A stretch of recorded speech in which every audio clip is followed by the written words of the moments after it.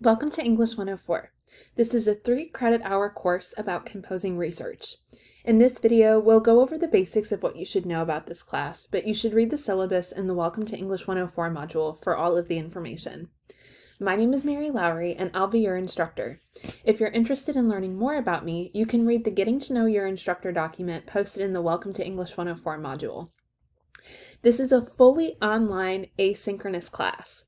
That means that we will not meet regularly as a full class.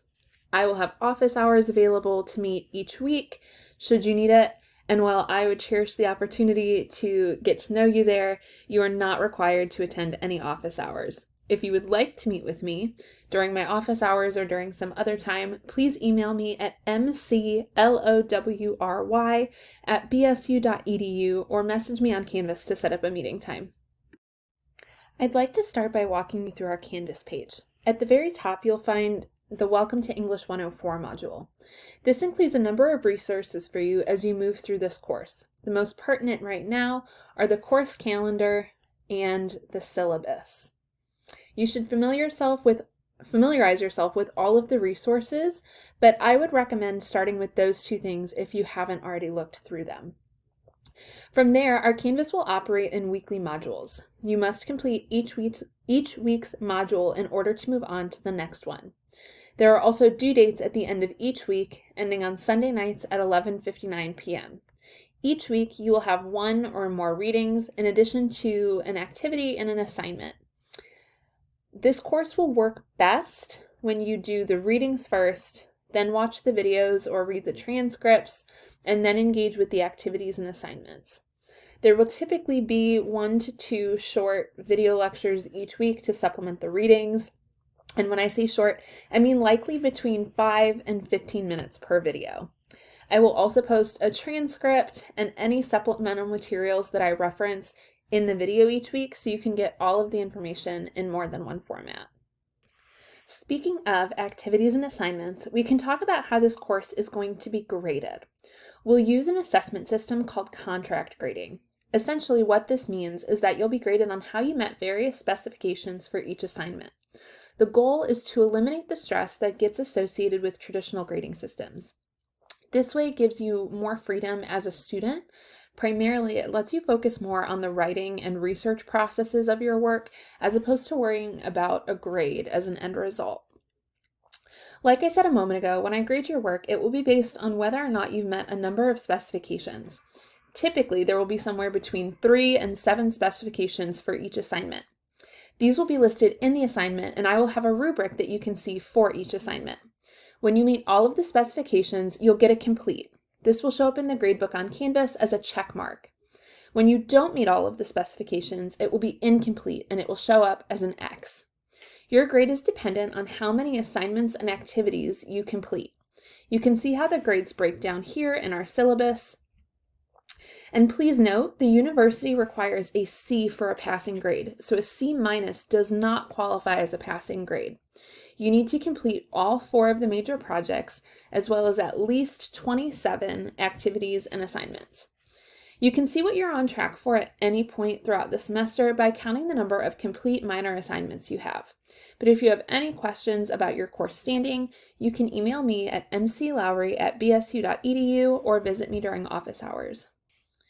This could be a useful time to talk about technology expectations in this course. Since this is an online asynchronous course, you will need service and/or Wi-Fi in order to complete assignments and activities. You should have a way to access Canvas and your Ball State email, whether that be on a phone, tablet, or computer. When you need to email or message me, I ask that you please address me as Mary. If you are in this English 104 class, it means that you've taken or have credit for English 103, which is all about rhetoric. Rhetorically, you want to make sure that you're meeting the expectations of your audience in any communication situation. As your audience, I expect you to address me properly, to include a subject line, and to sign off your email or your Canvas message with your name. That's what's largely considered appropriate and professional, and that's what you can expect from me.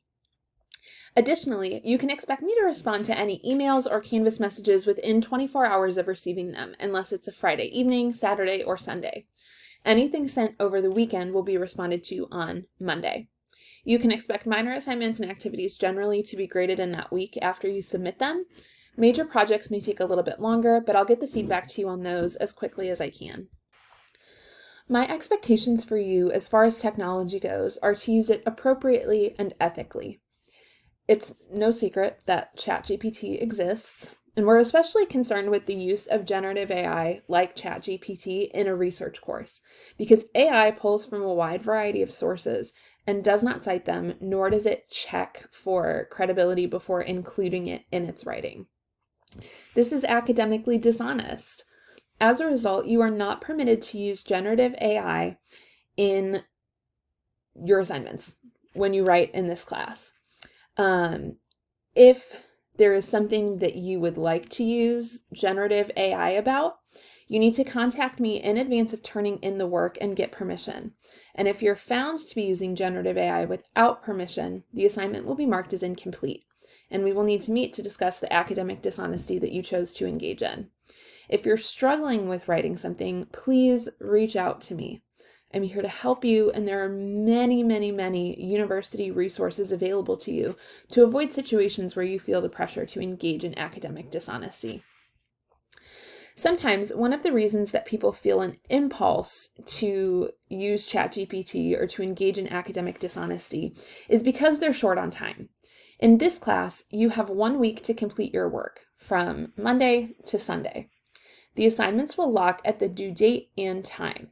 I will not accept any late work. I will not accept any late work.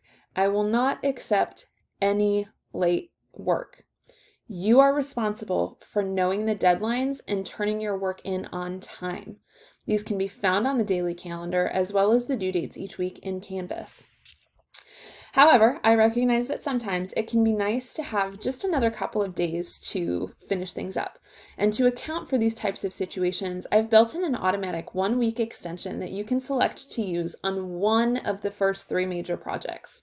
That means that if the due date is Sunday at 11:59 p.m., on one project and one project only, you can email me that you'd like to use your one-time extension, and I will give you until the following Sunday at 11:59 p.m. to submit it on Canvas.